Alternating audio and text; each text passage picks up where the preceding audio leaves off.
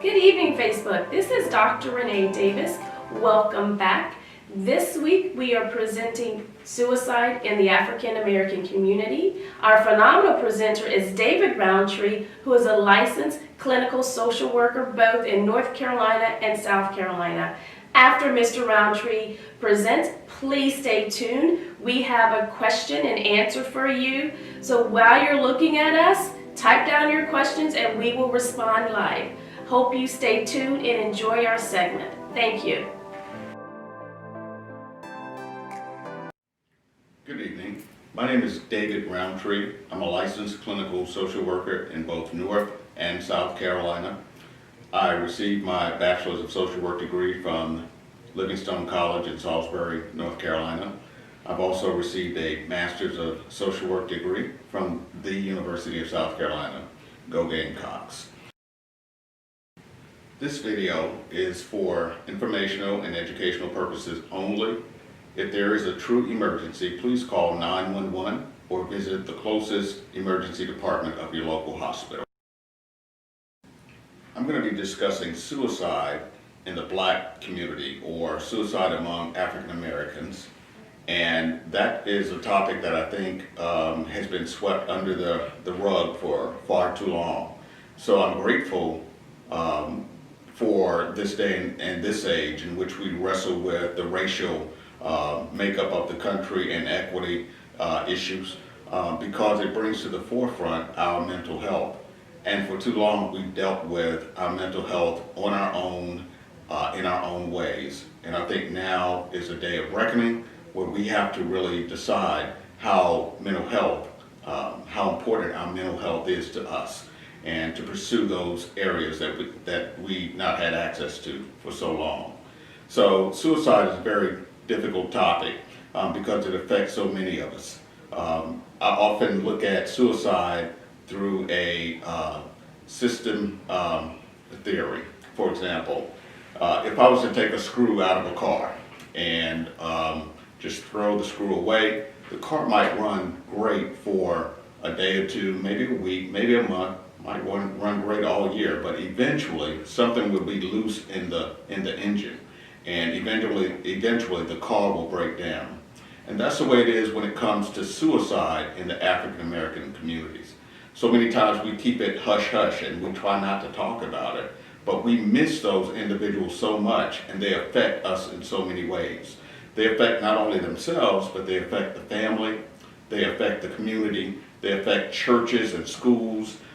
They affect us in so many ways. And I think now, when it comes to mental health, we have to be able to deal with all of these issues and talk about things, even the heavy issues like suicide. I'm going to run some statistics by you. These statistics are from the Center for Disease Control, the CDC, and these are 2018 statistics. Suicide is a growing health problem in the U.S. and throughout the world. Now understand this. Suicide is the 10th leading cause of death was the 10th leading cause of death in not only 2018 but 2019 as well. In the U.S., suicides occur every 11 minutes. In terms of the cost of suicides, when we look at the cost, we look at like work loss and medical costs. In 2015, the cost was $69 billion. Firearms accounted for slightly more than half, about 50.54% of all suicide deaths. Women are 1.4 times more likely to attempt suicide. However, men died by suicide 3.6 times more often than women. On the average, 132 Americans died by suicide each day in 2018. I am an over-the-top Black Panther fan. So when it comes to superheroes, my favorite is going to be Black Panther all day, every day, right? So this is a quote I like to use when it comes to suicidal ideation or the having thoughts of suicide. This is from Eric Killmonger, right? He says, "Bury me in the ocean with my ancestors. that jumped from the ships because they knew that death was better than bondage. I love that quote because it speaks to the pain of African American people. It speaks to the pain of having built this nation and still being a suspect when you walk out of the door. So I love that because it speaks also to the historical trauma that's been passed down from generation to generation. I love that because it also tells us who we actually are and the strength of our people. There were some who were strong, but they jumped ship and they could not deal with the concept of bondage. But there were others who came above these shores, and thank God for them because we're their product, and actually built this country up to what it is today. And if America is great, it is great because of African American people. And so when it comes to suicidal ideation, that's a really heavy topic and really serious when it comes to us dealing with our mental illness and us being real with who we are. There's some things that all of us don't do well with. Some of us have high blood pressure, for example. Some of us have diabetes, and we deal with other things that have been passed down from generation to generation. The studies show that as they have studied our bodies and our genes, that our genes actually have changed from the African to the African American. So in slavery, a lot of those genes that they struggle with, a lot of the feeling less than who they are, a lot of the depression, anxiety, all of those issues have been passed down from one generation to the next. And sometimes genetically, we struggle as a people.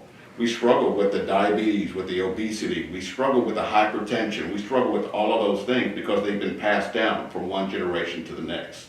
Another thing that's been passed down are the mental illness. For example, we have to be able to sit down and talk to one another and also seek professional help when it comes to our mental illness. We have to take that serious, and not so much mental illness, but mental wellness. If we're going to stay well, we need to be serious enough to seek help. So here's some more statistics that I want to share with you as it relates specifically to the Black community. I'm going to start off with our youth. The New York Times reported that during the period of 1991 until 2017, that suicide attempts of Black boys jumped 73%. 73% for our Black boys, for our sons, for our nephews, for our little cousins, for our community. That's a huge jump, and it's too large, and we have to address it. And also, the Suicide Prevention Resource Center reported in 2017 for their high school age that suicidal ideation, suicide thoughts were reported in the Black community to be just a little less than the national average. The national average being around 17%, and in the Black community, it was around 15%. However, when it came to attempts, we were above the national average. So for high school students in 2017, high school attempts among Black students were about 10% of our population, and the national average was about 7%. Now, when it comes to adults in the Black community, suicidal ideation is, like our youth, is a little lower than the national average. But when it comes to suicidal ideation with a plan, which is very serious, then the numbers kind of flip-flop. So we are above the national average. And that's one of the issues that we're going to have to address when it comes to our mental illness.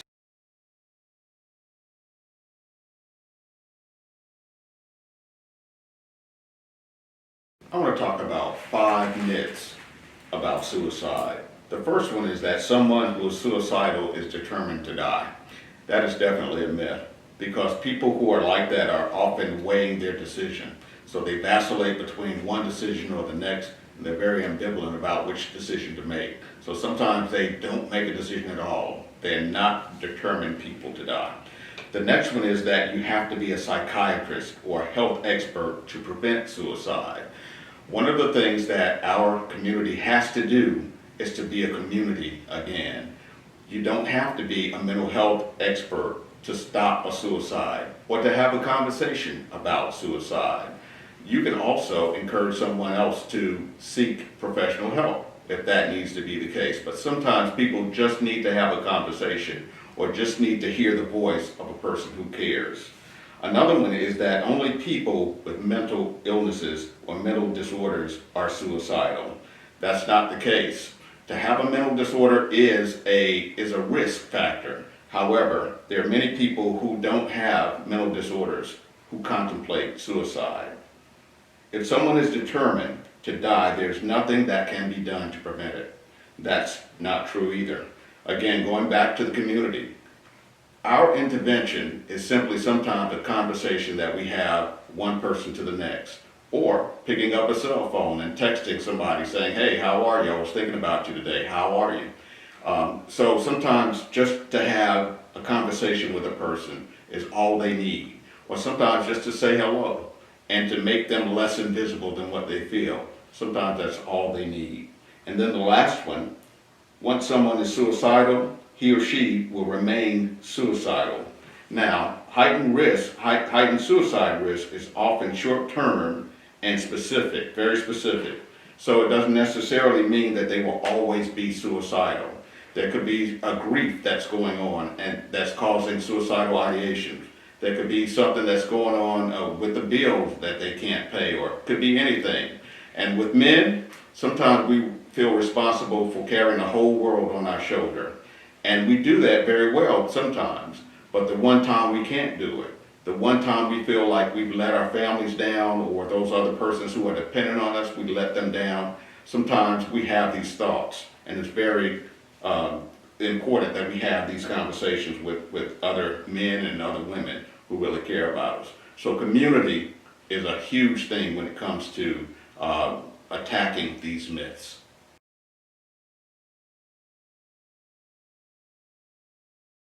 I want to talk to you a little bit about something that's very near and dear to my heart.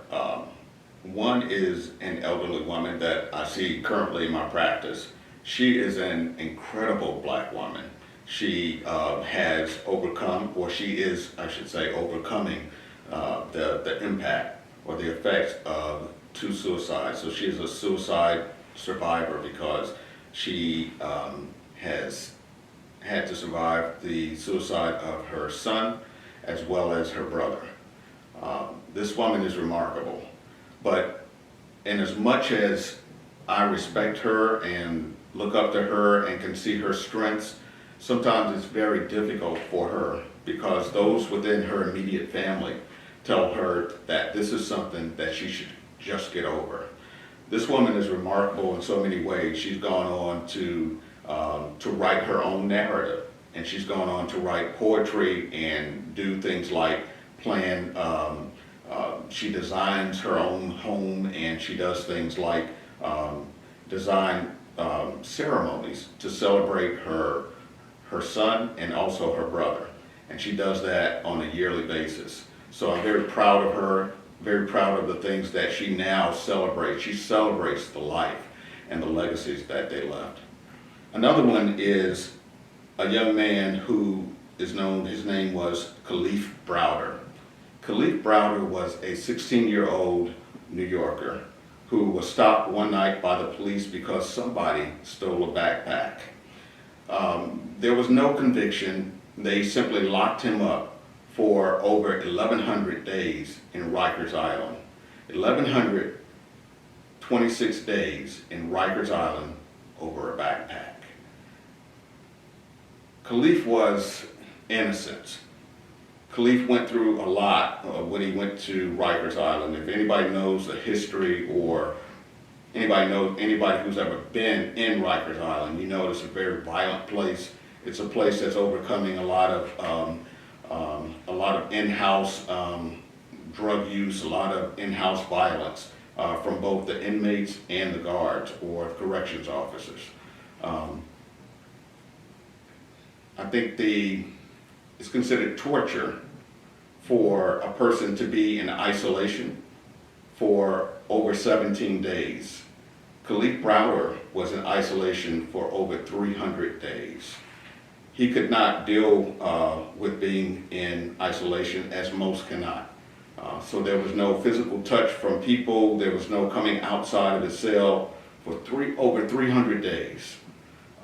During that time, he developed psychosis. So he began to talk to himself, and he began to see things that weren't there. He began to develop symptoms of schizophrenia.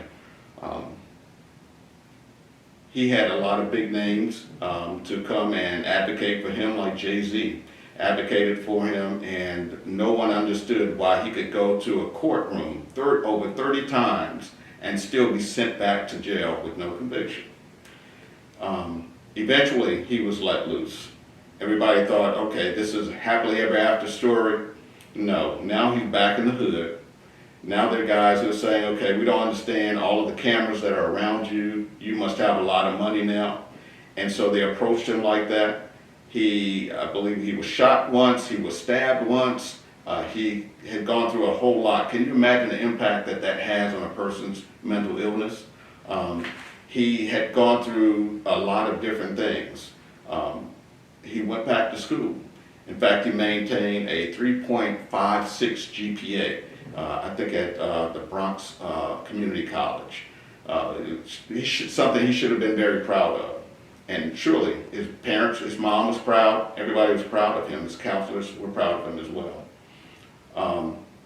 Needless to say, Khalif Browder attempted suicide in Rikers Island, but he was very successful in completing the suicide after his release from Rikers Island. So those are two cases that I want us to focus on, especially Khalif Browder, a 16-year-old. I think at the time of his death by suicide, I believe he was about 20, maybe 21 at the most. So here's a young man in our community that nobody reached. Yes, they tried, but we just couldn't get him, and it hurts. It still hurts me now. His story can be found on Netflix. I believe there's 6 episodes. It's called Time, the Khalif Browder story.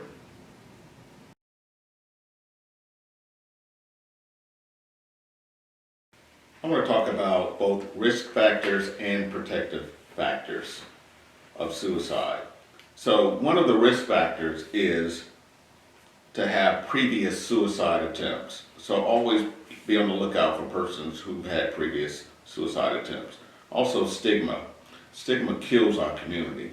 It's believing that one is weak simply for asking for help. I always tell people this: you're not crazy.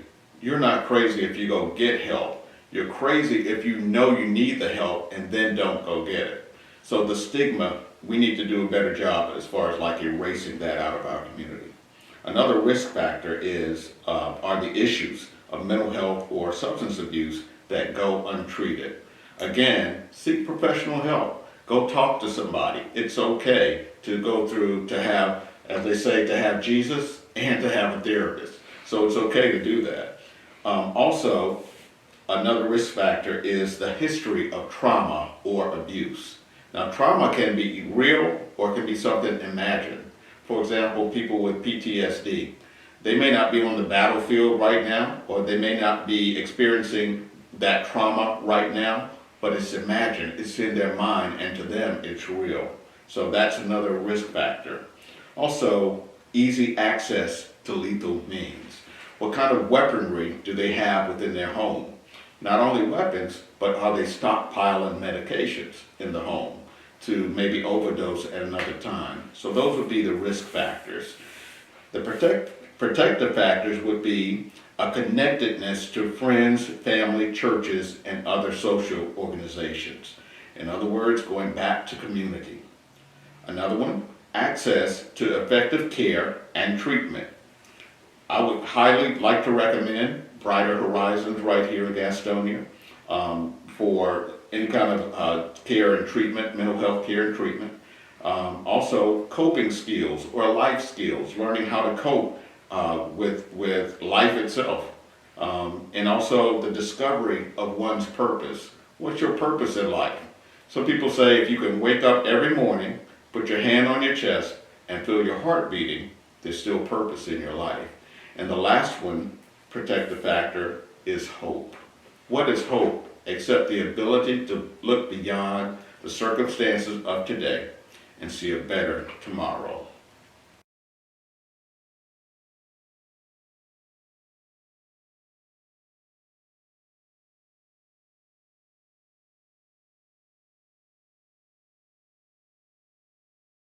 Finally, I'd just like to leave you with a few things to think about.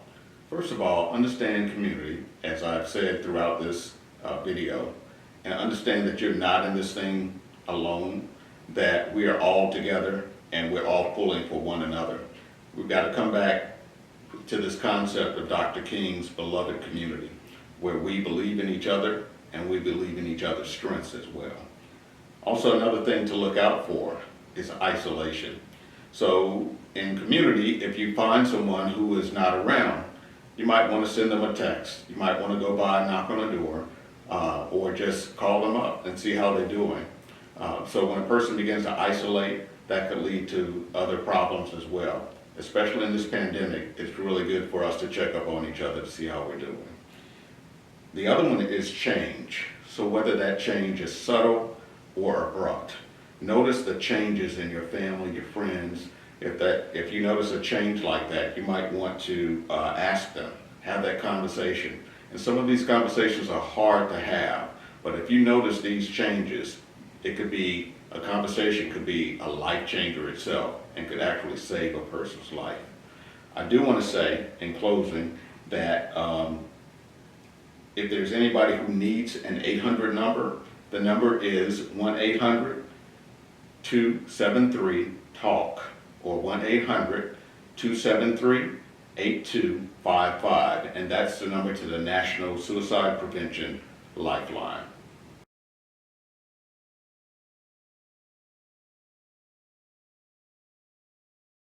So I want to thank you for the privilege of your time as I share with you about suicide in the African American community. I want you to stay tuned because we have a very special guest who's going to talk about the impact of suicide within her family. And also stay tuned and get your questions ready because we have a live Q&A session that's coming up. So thank you for the privilege of your time, and I look forward to meeting you soon.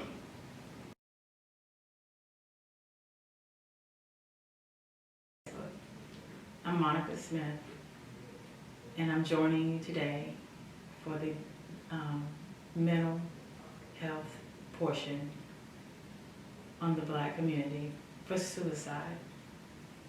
I'm here as a volunteer at my choosing.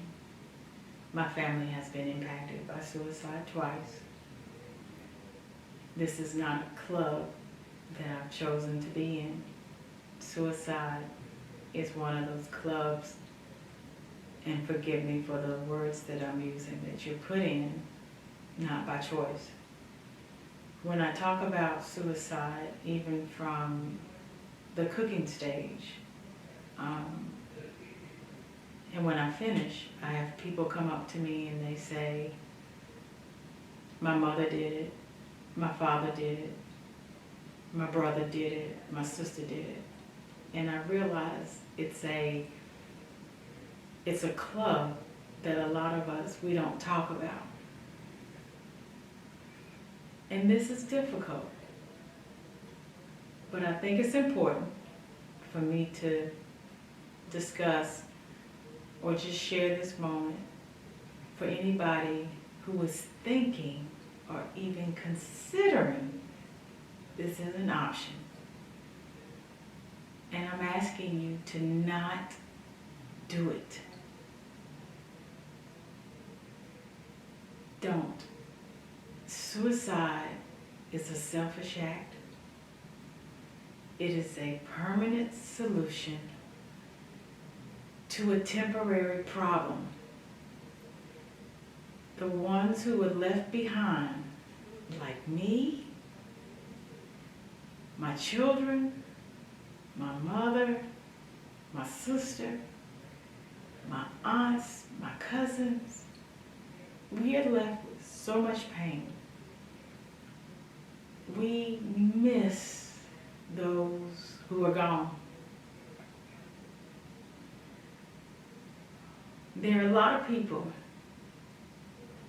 who are impacted by the loss of my father. I miss my daddy. I miss my brother. With my body, my heart, and my soul. I'm glad they are no longer in pain, whatever pain they were in. And I know a lot of people have been impacted, especially by the recent loss of my father. There are a lot of men, students. I know that we are in COVID, and I don't know where our football season will be. But what I want to share, if you are hurting and you need someone to talk to, I need you to find that one person who you trust, who you believe in, who you love. And I need for you to talk to that person. We all hurt. I'm hurting. And it's something that we don't understand. But I don't need for you to think that suicide is an option to solve your hurt or your problems. People will do anything to solve that hurt. They may abuse food, alcohol, drugs, men, women, dogs, money, anything. You gotta find another way, another option, and definitely not taking your life. I need for us to learn when we see signs of people who just feel like we don't see them or we don't see the hurt that's in them. We have to find ways of talking and seeing and listening, whatever it is. So please, please don't choose suicide as an option. Please don't. It's not the way.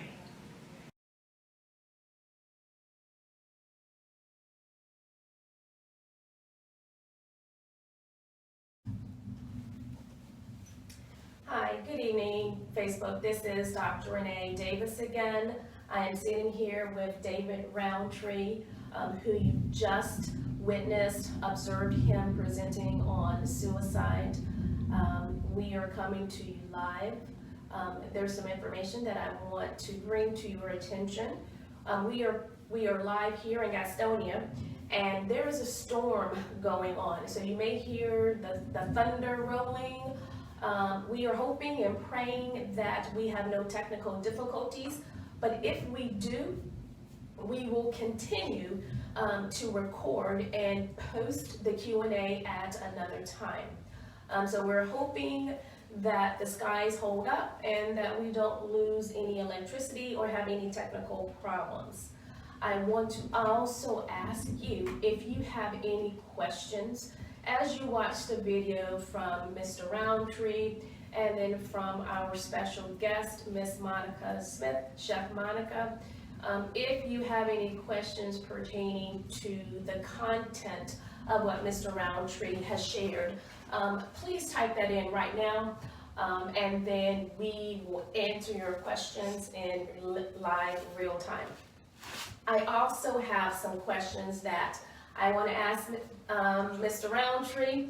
I may jump in myself to answer those questions as well, but we definitely want to get information out to you so that you are well informed about suicide. You are aware of that there's resources out there.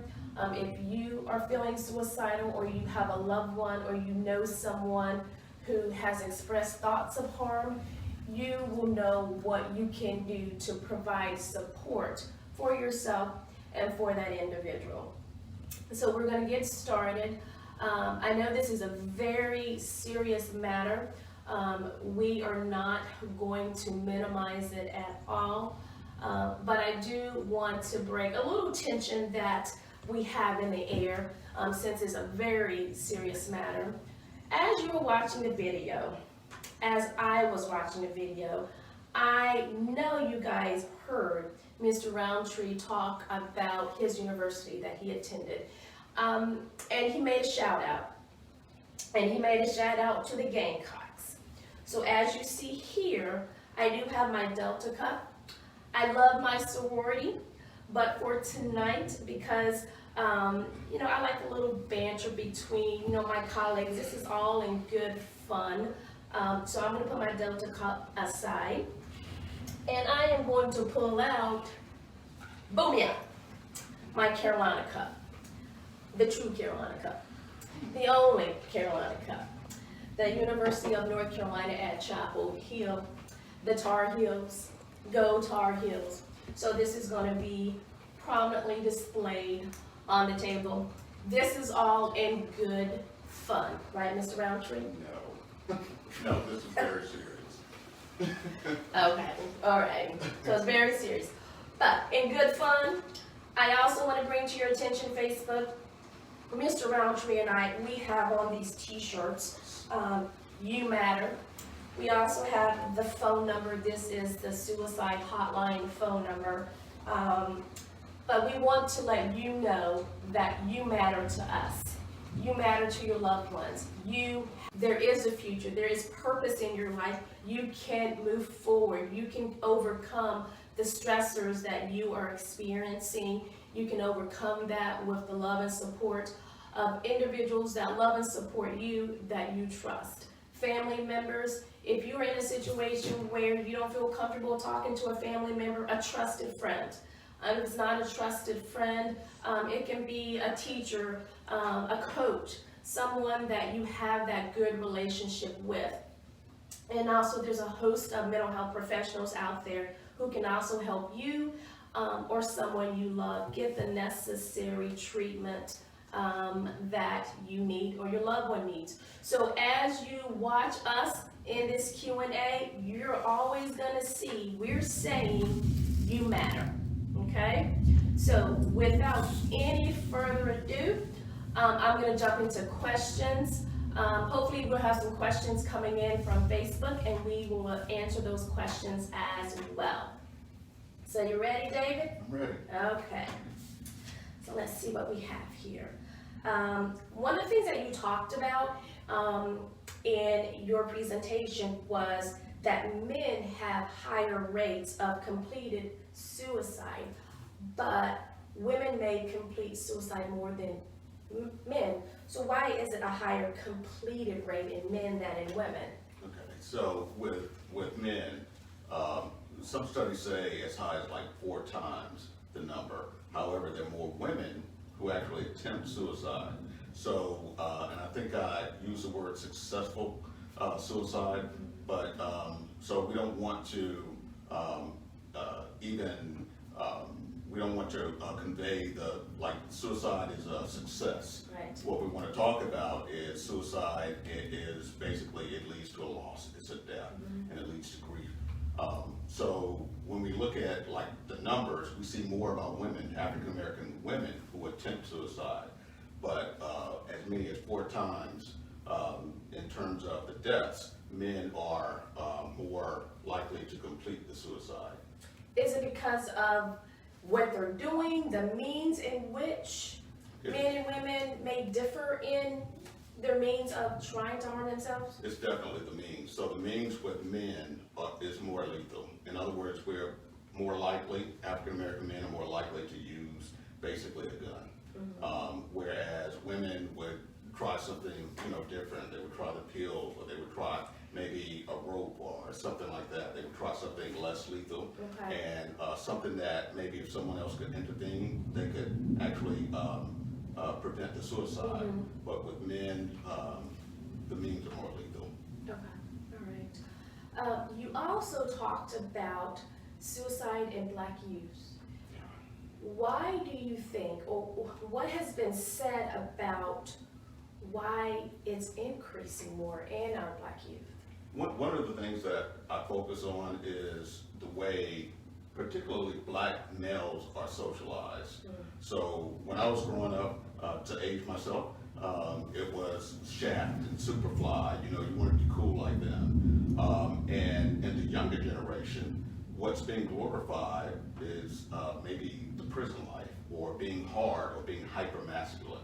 And so that type of socialization leads to a male thinking that he can't cry, he can't do certain things, like girls do, for example. They express themselves, they're more expressive, or young ladies are more expressive. Men, on the other hand, and boys who look at us, I don't think we've done a very good job in terms of raising our boys and being the models that we should have been. So when they see us, they see hyper masculinity, and then they basically project that. That's what a real man is. And I think we really need to talk about our community literally being a community. So I think that we have to go back to the drawing board and be what we say we're going to be. We have to be that community. We have to look out for each other. We have to love each other. And that word love has been so cheapened that it simply means something effeminate, to many of our young boys. And so to love basically means to sacrifice at my expense. I want you to have it. And when we look at family, for the most part, we can see the love. But when we look at ourselves as a community, we're losing that love. Dr. King also talked about the beloved community. He talked about love in that community. And he talked about nonviolence being a strength and not a weakness. Today, when we look at our young males, actually homicide is for not just our young males, but our youth period. So for our youth between the ages of 13 and 19, homicide is the leading cause of death. Suicide is right after that. So I think we have a ways to go in terms of educating our communities, our parents, our children, and we have a ways to go when it comes to basically growing our community to be just that, a community. I think it's also the stigma. Absolutely. The mental health stigma that's in our community, and that, I don't want to say it correlates, but if you have the stigma with mental health, then we're going to have the stigma with suicide. So our members may not want to talk about the issues that they're having because they don't want to be ridiculed. They want to be isolated. And so I think that's another reason why we are seeing this increase. There's stressors in society. Our teens are experiencing it, we're experiencing it, and just how do we cope? Absolutely. So we do have a question from our Facebook audience. Yes. How can we encourage the men in our lives to express themselves in a way that doesn't look like anger? I think that's an excellent question, and thank you for the question. I think with men, we are less likely to first of all, go get professional help. So we're less likely to do it. Women are more expressive, more relational. So for example, if I ask a woman on a plane, tell me a little bit about yourself, she's going to pull out her wallet, show me all of her pictures, or her phone nowadays, show me all of her pictures of her baby, her husband, her dog, and all of that. You ask a man to tell me a little bit about yourself, he's going to start talking about what he does, his job. So in terms of the way we communicate, it's a different way. I think we have to reach our men, number one, by basically by loving on our men. I think we need to feel the love just like the women need to feel the love. But I think number one, I don't need to cheapen that or to belittle that, but I think that men need to feel the love, even though we have this hard exterior. Inside, 9 times out of 10 is a little boy that's hurting. And when we see the anger and things like that, anger is the mask that we wear and we hide behind. We say, don't come any closer. And so we project the anger to keep people away. But we need somebody to come and touch us where we hurt. So it's like allowing men to express themselves and finding that safe place with their wives or girlfriends, their family members, so that they can talk about their frustrations and so they're not holding it in. Absolutely. Okay. You know, one of the things that I noticed also is that men in men's groups, we laugh, we talk, we cry, we do all those things because it's just the brothers around. Those same brothers, if you take them and you make it a couples thing, so their wives are there now, they withhold their tears. Macho. Right, here comes the macho. So a lot of we wear the mask. For example, we might go to church and we put on the best Sunday go to meeting, face and clothes, and we look the part. But inside we're depressed, we're hurting. We need to feel loved just like everybody else. We watch the 6 o'clock news just like everybody else, and we see our faces plastered. We feel the microaggressions as we walk down the street, as we go through stores. We know that people are following us and watching us. We teach our kids the same thing. Hey, when you go in the store, it's not the same as little Johnny going in the store. Right. So little Jamal and little Johnny, it's a different issue. And we have to teach our boys from that young age, but we have to keep loving them, and we can't give up on them. I see a lot of hurting people, a lot of hurting males, who really need a lot of attention. I read a quote and I had another therapist tell me, and I probably will mess it up, so bear with me. People who are hurting hurt others. Absolutely. I think I got it right. That's right, hurt people. Yeah, that's it. Okay, another question from our Facebook audience. How can you speak to someone who attempts suicide, who needs encouragement? I think that's another excellent question. First of all, I think we have to drop everything, because when we talk about suicide, we're talking about life and death kind of thing. So all of the niceties, all those things should go by the wayside, and we have to deal with the real issue. So we should ask the questions. We should talk about, just study. Is there a previous history? Is there a plan? How do you plan on doing it? We should ask specific questions and not be afraid to go beyond the barriers of being nice. Because what we're trying to do is save a life. So we should be direct. Right. We should ask and support, and then we should also not leave that person alone. And I would also add, listen, be supportive, stay with them if they need immediate assistance. Absolutely. 911. If they're in imminent danger, do not leave them by themselves. Absolutely not. Stay with them until help arrives, or you can take them to get help. Support, be compassionate, but also be there for yourself. Another question, oh my gosh. Another question from Facebook. Are there any programs in the area for men to be able to take off the mask? We're trying to get Dave to do that. Well, there are groups for males in terms of providing psychoeducation and just having groups where men can come and have that safe place. But one of the places that I would love to talk about is our churches. So we have those things that are already in place. We don't have to create them. Some of those places already exist. Families, they already exist. Men just need to feel safe to be a man. It's very difficult for a man to express himself. For example, I'll use myself as an example. My father had just passed. I have we go to the hospital, I have my sons with me, but I feel like I can't grieve in front of them, right? So I was wearing a mask, right? And we have to feel like we're in a safe place. When I felt like I was in a safe place, ironically, my boys comforted me and I comforted them too. But I took the mask off because it was too heavy and I couldn't wear it anymore.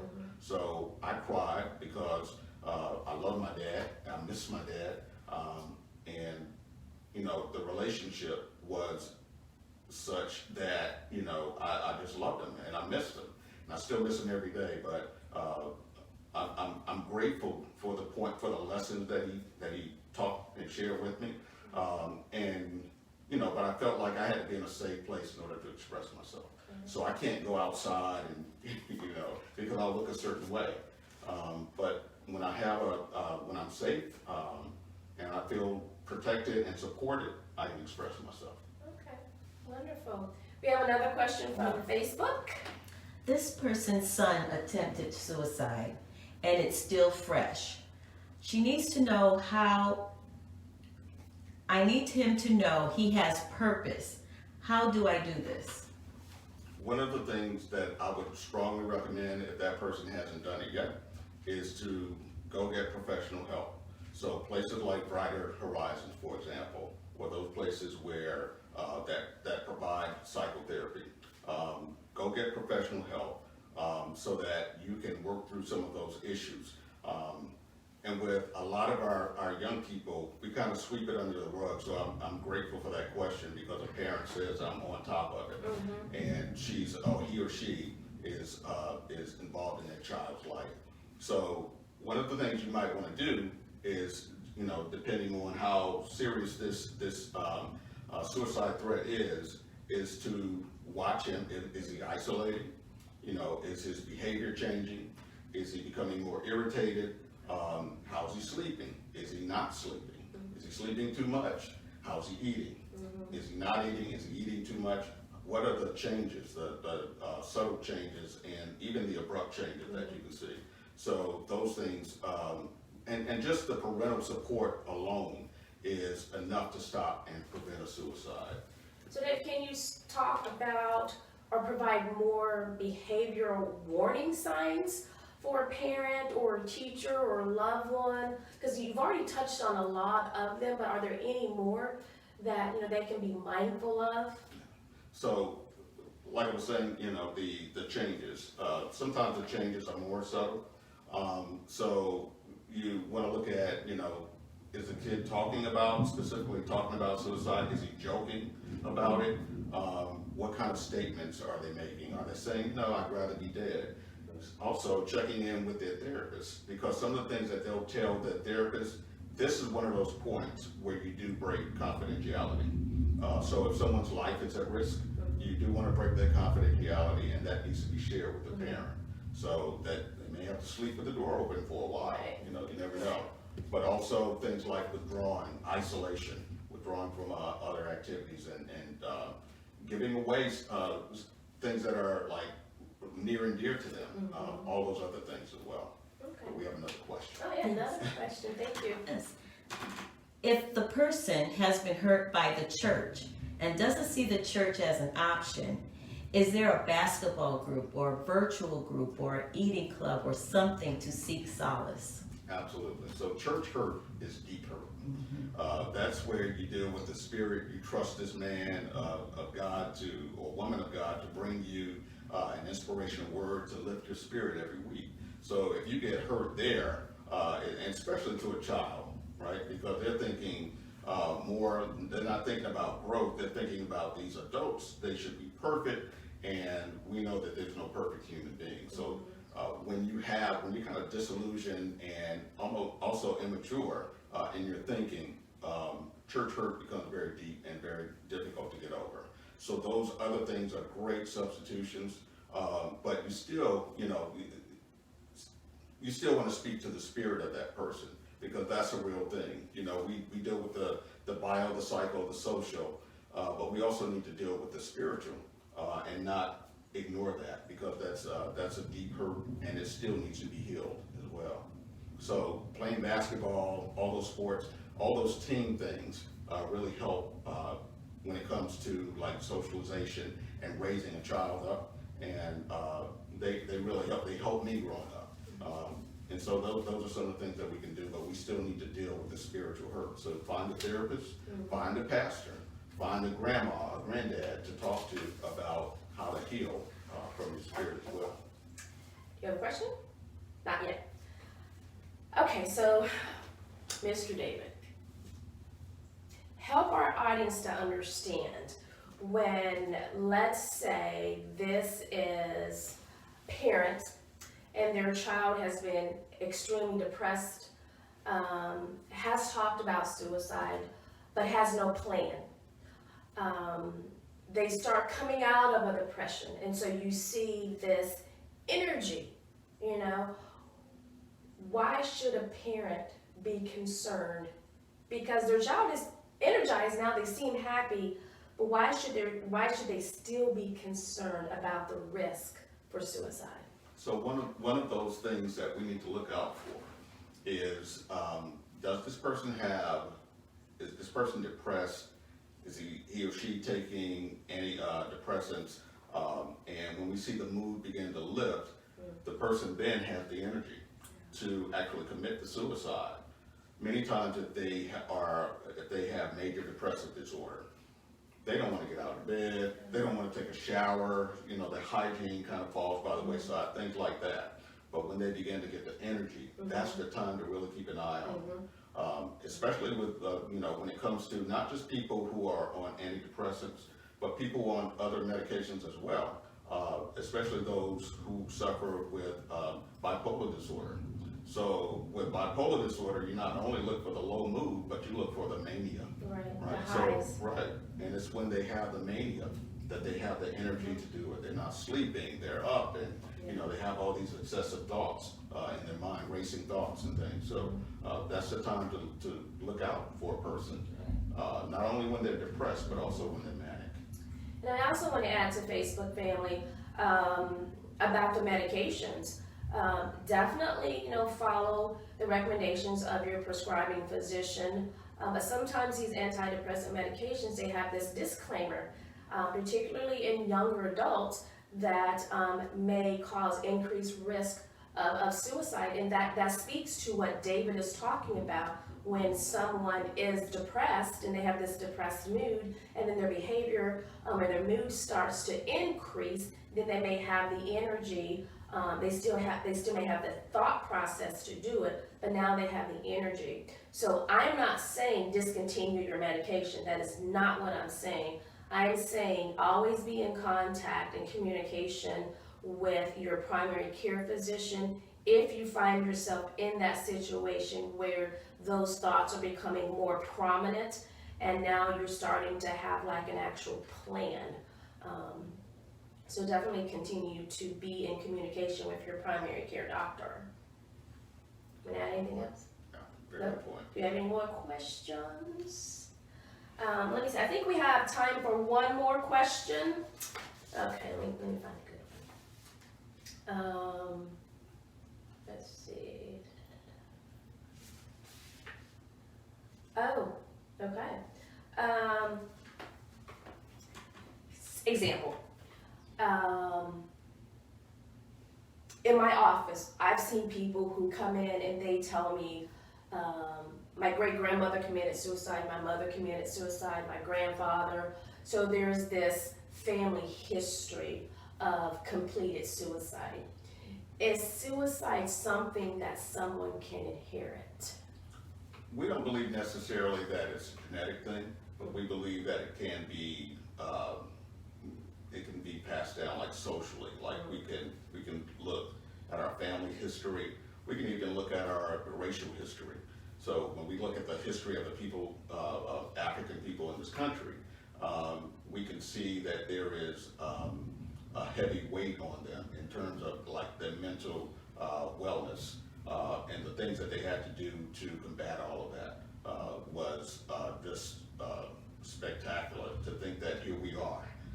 We are the descendants of those strong people who had to combat all of those things. So when it comes to like suicide being a genetic thing, there are some who believe that there are physical ailments that have been passed down from one generation to the next. Things like hypertension, obesity, things like diabetes, things like that. They've been passed down from one generation to the next because this is the way that they worked it out. They held everything in and then, basically developed within, some who believe that it developed within their genes, and when they began to have babies, they passed those genes on down. So there are some who believe that, and I think the big word is epigenetic inheritance. So there are some who believe in that the genes have been passed down, but socially, we can honestly say that when we look from within our society and our community, that suicide is a problem. It may not be the problem that it is in other populations, but it's not something to be ignored within our African American community. And I would say in general, if anyone talks about suicide or making passive suicidal statements, such as, I wish I wasn't here. Those are comments, those are statements that should always be taken seriously. Never assume that they're trying to get attention, but definitely take what they're saying very serious and speak with them, get them the help that they need. We do have another question from our audience. Are suicidal thoughts influenced by the society or culture that they are a part of? That's a great question. So the question is suicidal thoughts influenced by society or culture that they're a part of? I think it can be a combination of the two. There's something called, what is it called? Suicide, Ideation. no, oh gosh, I cannot pronounce it. A contagion, Okay. where a society talks about it a lot and then they can glorify it. And there could be someone who feels disillusioned, can feel worthless, but may want that attention, that glorification, and then they may do that act themselves. So that's something that can be societal. The other second part of that question was Culture or culture that can. And I think David also spoke to that when we talk about social influences, what people are used to seeing, what their culture or their environment deems acceptable. If grandma and grandpa or whomever did it, they may learn that that is an easy way out of dealing with life's problems. So I think it can be twofold. I think it can address both of those questions. And by the way, it's not an easy way out either. It's not. Some people do look at suicide as being an easy way out. It is definitely not that, because what you leave behind are grieving people who have the question, why? Right. And that question never gets answered. So, and then they take that question to their grave, and it leaves us in a terrible fix. So we need you in the family, we need you in the community, we need you we need you to show up and be present. We all have purpose, we all have our gifts, and so we want you to be here. You matter, we all matter. We are coming to the top of the hour. It's time for us to wrap up. I would like to thank Mr. Roundtree. Thank you so very much. I look forward to working with you in the future. We'll be working on some things, hopefully to bring some more supports for the men in our community. Absolutely. I do want to. You just said go Gamecocks. Okay, go Tar Heels. So for next week, ladies and gentlemen, boys and girls, we have another series.